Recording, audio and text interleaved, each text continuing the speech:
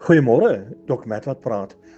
Ons almal het al die verhaal gehad van die voetspore op die sand en as jy terugkyk is daar net een ry en almal het dit al oor vertel en soveel mense het nou al daaroor gepreek. En toe ek nou mooi kyk na hierdie situasie van die spore en ek stap self op die strand en ek sien ander mense se spore en ek probeer in hierdie spore trap.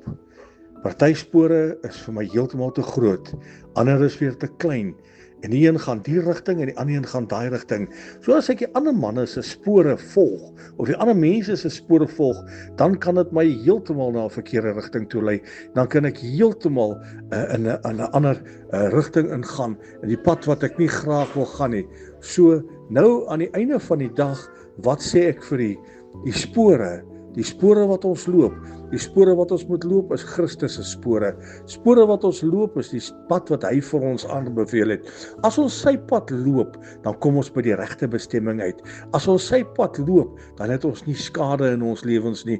Dan loop ons die pad wat aan die einde van die dag ons gaan lei tot en met die koninkryk van Christus. Baie keer dan loop ons 'n pad, dan dink ons die pad is reg, maar as ons Christus se pad loop, dan wys hy vir ons die regte pad. Dan weet ons dit is die pad wat ons moet loop.